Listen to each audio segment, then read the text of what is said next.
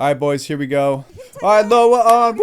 Lost Ark 2025 Winter Showcase. Mr. Vertical God, John. New class. Ooh, it looks cool. That was a seal sound. Okay, what's happening now? She's Dragon Lady, born from the ashes of her fallen toothless. Like a gun lancer or something. What is that charge? Guys, was that the Destroyer's T skill? There's only one question. When? Here we go. Is it next week? Is it next week? So it is indeed next week. It's next week. Guys, I called that one too. Thanks. Guys, this happens literally every LOA with a new class. They're like, here's the showcase, and when can you play it?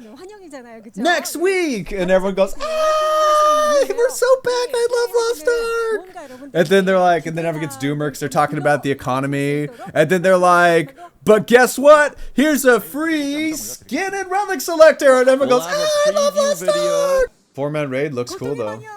What's this? Pheromones are going away. Pheromones go away? What? The bosses will just be right in front of you when you enter the Guardian raid. Wait, no way, that's cool! Are those gems in the- wait, whoa. Gems in the Guardian raid? Ah, shit! And wait, the luminous shards are just coming from the Guardian raids now?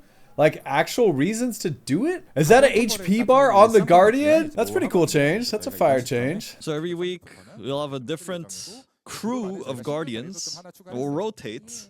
That's cool. There will be a select relic pouch. Guys, did I call it or did I call it? And you get a brand new relic selector. Ah!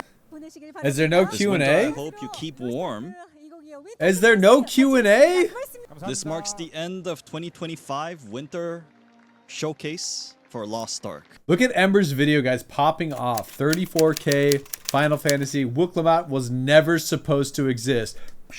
Alright, well, we watched through LOA on. Okay, so, first of all, before we get started on a recap here, I do want to take a moment and just say thank you to the Lost Ark community, to the people who come around my community, my little small bubble of a world. I really appreciate it. I appreciate all the love this last, like, coming up 2 years streaming. It's been a very humbling and awesome experience. Like, people, like, it's just flattering. It's humbling. I can't say it enough. I try to say it almost every stream. The fact anyone wants to watch you, let alone come back to watch you, hang out with you, chat with you, meme with you, with you, and not be a rude piece of shit. Like, I really deeply and greatly can't thank you guys enough. Thanks for being here. Thanks for everything. I know the last couple weeks, I've been on one. I'm just going to say it. I've been on one. I've been on doing a whole lot of streaming. Probably more than I should be. And I know I haven't been as interactive as I'd like to be. I haven't been talking over as much and memeing as much. But I've had to lock in and try to, like, push for TFM. It's an arduous journey. It's tough. It's hard. I respect anyone who has the dedication to go through it. And I hope to keep going. I hope to get my clear in light of it all. Now let's talk about LOA on. If you haven't watched it yet, I did a video that came out yesterday talking about expectations, because I don't believe in predictions, because we already know what's coming into LOA on. And it's like a very predictable formula. Every LOA on, we kind of know what to expect because they already talked about what we're getting. I don't think it's worth our time. I don't think it's worth the mental energy and emotions to doom and, like, dig into things. Whenever I go on, like, a rant and talk about things, it's because I'm passionate and I'm a passionate person. I like Lost Ark and I want Lost Ark to get better, along with a lot of other people here. So if you ever do hear me talk about things, I try to go in as neutral as possible and just talk about the game and what I'd like to see it to move forward. That being said, I still like Lost Ark. I still want to play Lost Ark. I still enjoy Lost Ark. I like the people, I like the community, I like the raids, I like the characters, I like the progression. I have so many wishes of how I would like to see it changed for the better, so that people can come and play it too, because I think it's just like it's a hard to approach game, and I think they could do a much better job like that. Okay, so now that being said, after watching LOA on, Let's talk about what we saw. New class looks pretty cool. Looks like a Glavier Gunlancer hybrid, honestly. Kind of badass, guys. I'm not going to lie. It looks like it also doesn't have mana, which makes it even better because mana is a terrible system in this game. Why does it exist? Hello? Anyways, like, great. Like, I guess GG Gunlancers, female Gunlancers here, but it's also a Glavier. It's both in one. That's pretty fire looking. That's just what it looks like based on the video. If you haven't watched it, this is on Maxroll here. It's a summary of everything that we got. Next up, story progression. Now, they're advancing the story. I'm not a big lore guy. Some of the cinematics and the reveals were cool. I'm not super invested in it, but the director did say that you're going to want to watch it, even if you're a vertical enjoyer. So, you know, maybe we'll check it out when it comes out, when we get it. Kind of excited. They have this new Kadarum Island, aka Waterworld, coming in. Looked kind of neat. There's a bunch of new islands coming in. Sacria's coming in, and the Sea of Aldebaran. Not related to Star Wars, by the way. So a bunch of new islands, new continents, new cities. I'm really excited to get some more details on that. They're doubling the size of the effective world, which is very hype. So new islands, new experiences, new things going in. That's what I like to see. I do, you know, like I talked about in my last video, it's just I really want to see them make it easier for players to catch up to that point. Circuitone bounty system. It kind of looked like the Syndicate board from PoE or whatever, whatever it's called, Betrayal board, something. I don't know. Anyways, I didn't really understand this, but it just looks like relationships and you choose to eliminate people or help people or something like that. I don't know. It didn't make a lot of sense. I'll wait for us to get some more notes on it and get into our version. Kind of looked cool. Definitely not the Nemesis system. Shadow Raids and Sacria. Now, anyone that says they were not a fan of the new Ronnie from Elden Ring, I mean, I don't know what to tell you, man. Looks pretty cool to me. The fight looks cool. She has 2 different forms. It's another 4-man raid, with like a new gauge system that you fill up called Braveheart. And then when you fill up the Braveheart system, you unlock a new consumable that goes onto your bar that you can use in fights. And they mentioned maybe being used outside of the fight. Kind of interesting. They talked about doing that in instead of sidereals. So we'll see how that actually plays out. I think Kara's getting this January 7th. Very cool. Oh, it looks like they call it Ramble Gauge here. I don't know. Different translations, whatever. Watch this on Maxroll. Watch the video. It looks really cool, man. It's like a witch on a broom, and then she comes into like some super beast on like a Armochi kind of arena. Something to note about the raid is they are introducing a soft reset. The materials, so a couple points here. Soft reset, only hard mode and above gets the new gear at soft reset. In order to reach 1730, you need a 1 to 40 advanced hone. You need to push your gear to 20. And then that gives you access to 1730 so that you can then do this raid to soft reset. So you kind of are forced to push up from here. 1710 is the entry level item level for going into like Kazuros, the new raid with Echidna Act 4, and then this new raid here. Kind of interesting they made that choice. It's also additional cores, like 3 cores instead of 2 if you do this new difficulty.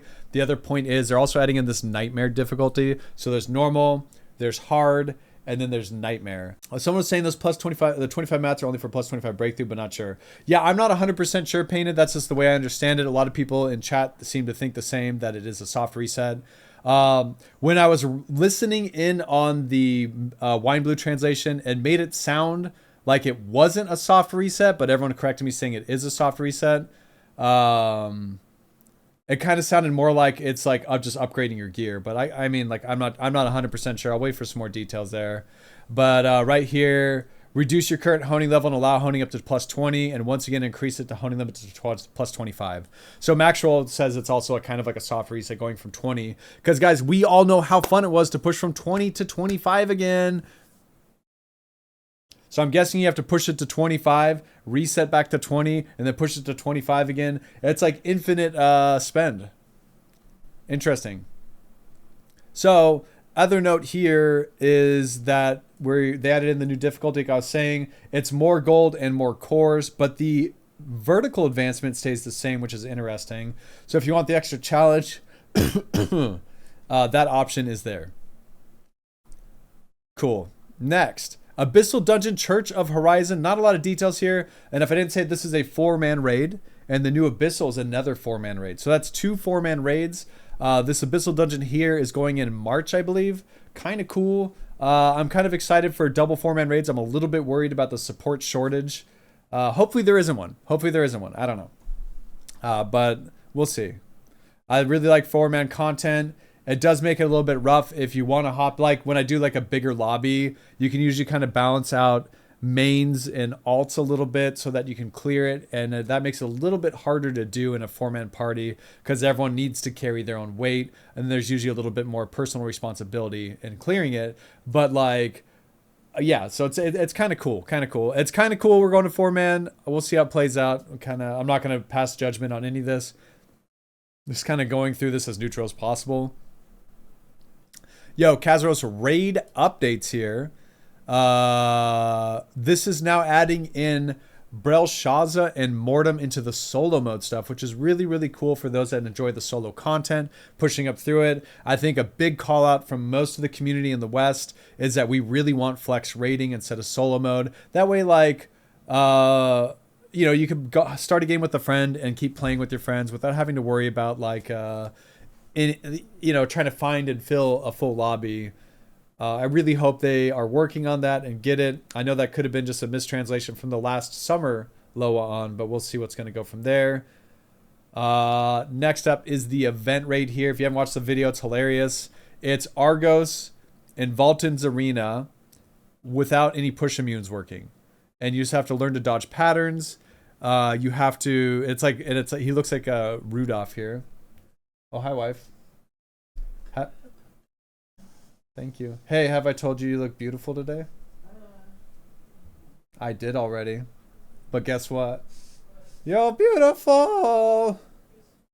You're beautiful. It's true. Anyways. So it's like Rudolph the Red-Nosed Argos on Vultan's Arena knocks you off. Apparently, like from hitting the boss, you earn currency.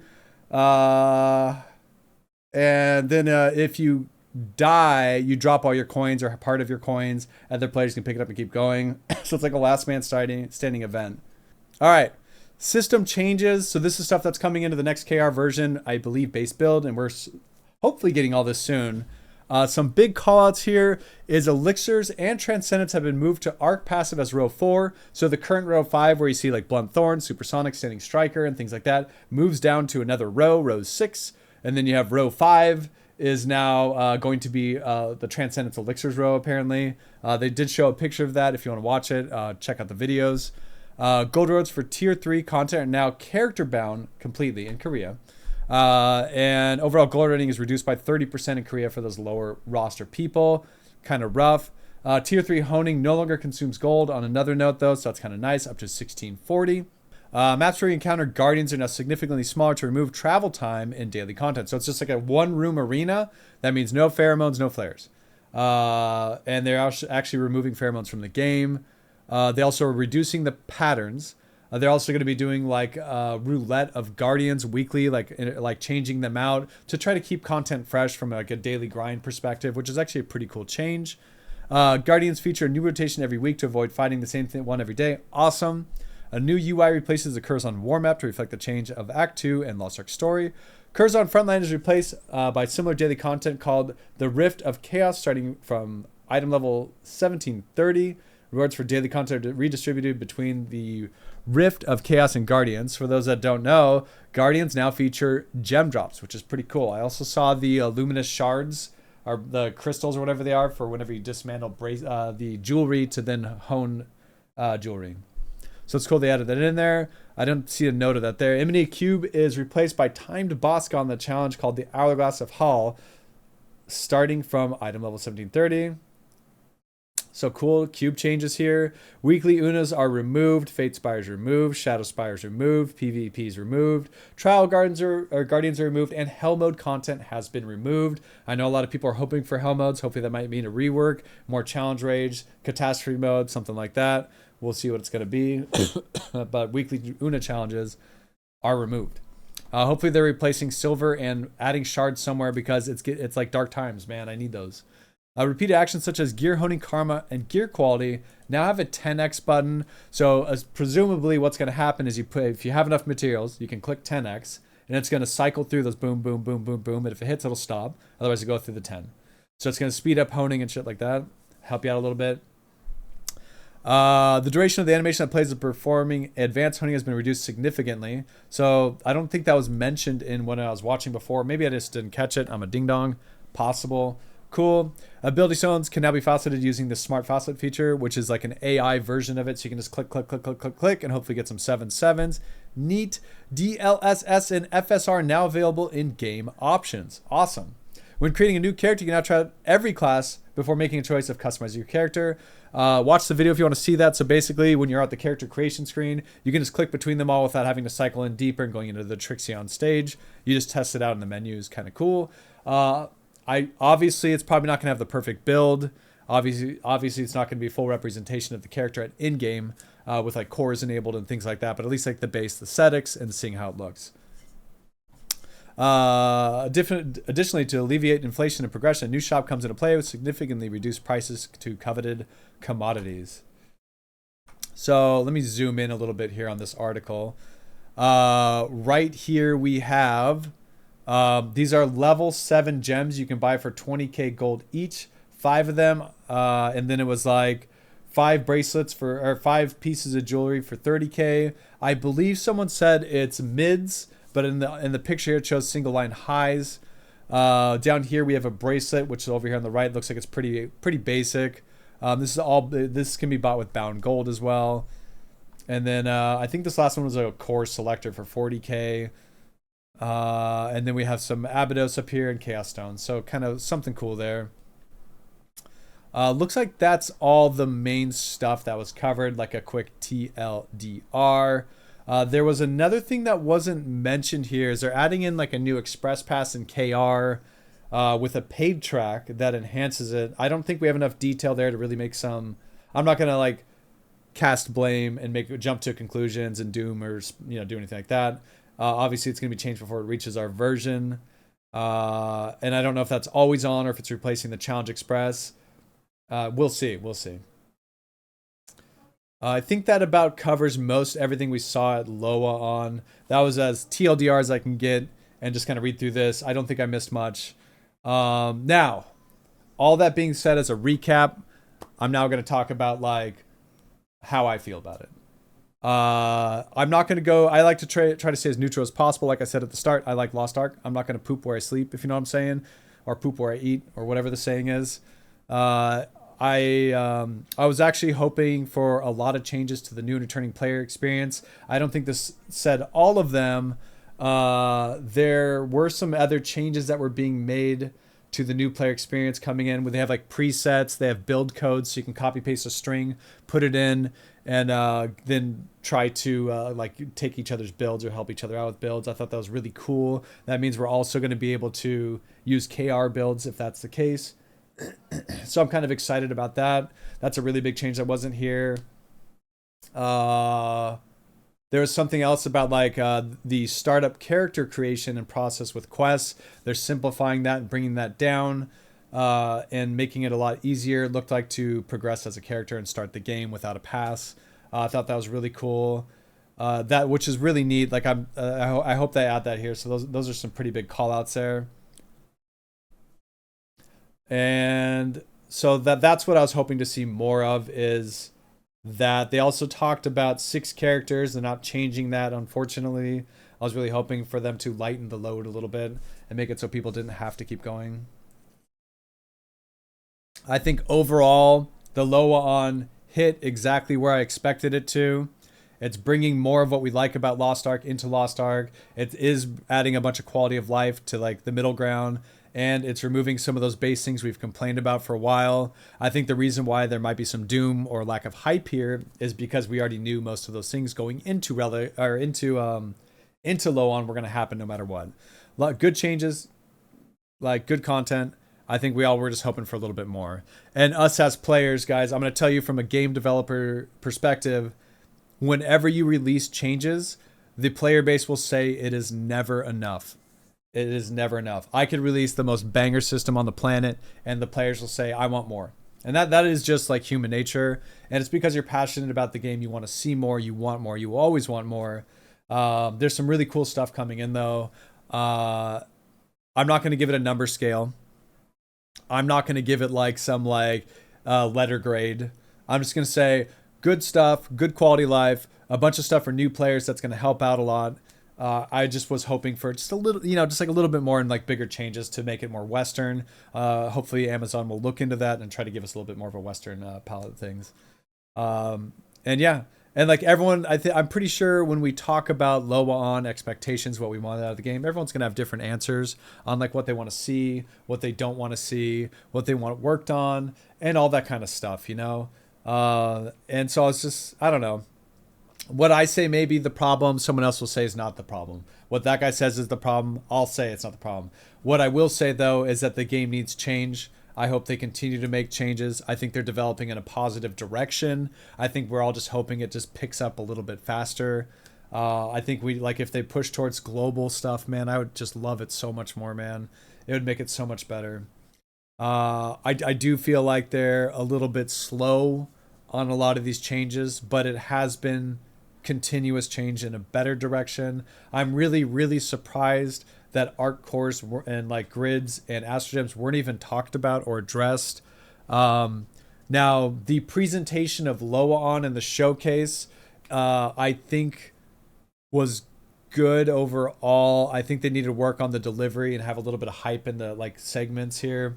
So that way it's not just like that dip in the middle of just like, what am I watching? Why am I watching this? Even though it's good stuff, they just need a little bit better presentation. But that being said, changes like that aren't off the table. We could have a developer live stream and a balance patch and things like that coming up in the next week or two here. Is usually how they do it. Like usually it's like a Q&A at the end, or the developer insight the week following or the week after that, talking about a lot of those other things that we really prioritize as like veteran players. So I'm hoping we get some of that. I think they were trying to go for more of like that surface level gloss of everything that's going on.